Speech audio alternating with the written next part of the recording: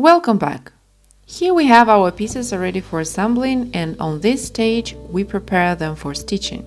And here how we are going to do. First I need to skive the letter edges to make it easy to fold it around the shape of the reinforcement. After that I will glue those two layers together and fold the edges around. And when the detail is ready, we will proceed the embossing. Then cover the edges of the zipper with small pieces of leather that way. And finally, prepare the letter piece for the D-ring. Let's see how it goes.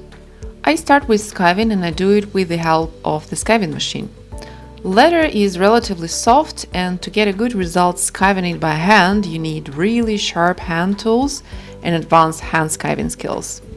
But even using the machine, it is very important not to reduce too much, so I always recommend to make some tests before and take a look. Now I apply the glue on the letter pieces, and I do it by spraying. Any other method of applying the glue would suit as well, just if the glue is suitable for the letter. Next I apply the reinforcement on the letter and start folding edges around it. Talking about this procedure, there are a lot of devices and machines existing that can do it easy and quickly, but most of them are working with the straight lines. Here we have rounded corners, so I do it the following way. First I fold all the straight lines along the detail, keeping corners untouched so far. I fold the corners at the very end, and to fold it properly I use the embossing tool. You can use an awl as well, and it is very important to spread leather evenly around the shape of the reinforcement.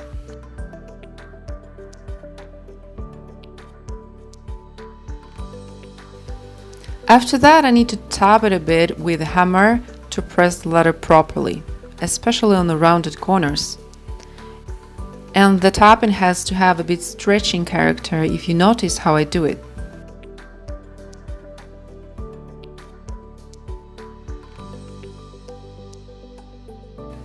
And that way I treat all corners on the both letter details.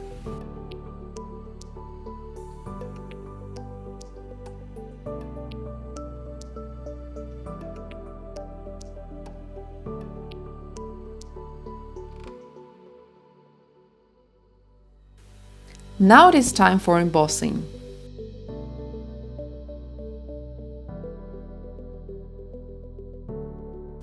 I mark the position where I place the detail on the base the embossing machine.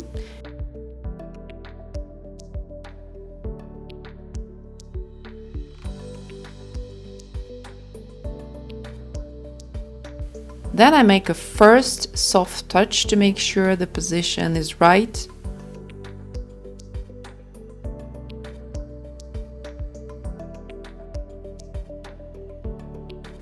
And after that, I press it down properly. And here I made very big and stupid mistake.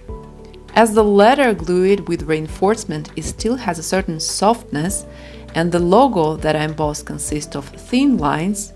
It goes in deeper in the leather, and the base of the cliché reaches the leather surface. Sometimes it happens. What one can do, and the thing that I actually supposed to do to prevent it, is to apply the small pieces of sticky paper and create some kind of protection layer on the area around where the actual embossing has to be.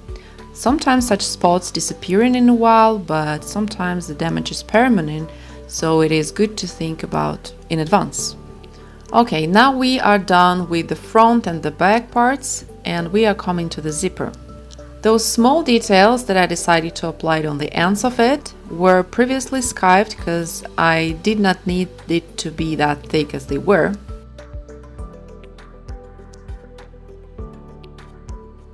I'm applying the contact glue and folding them on the one side. Another side will fold around the edge of the zipper, just like that.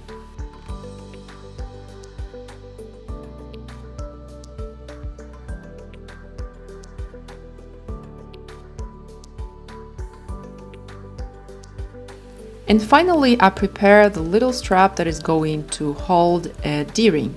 I apply the little reinforcement in the middle and fold the edges.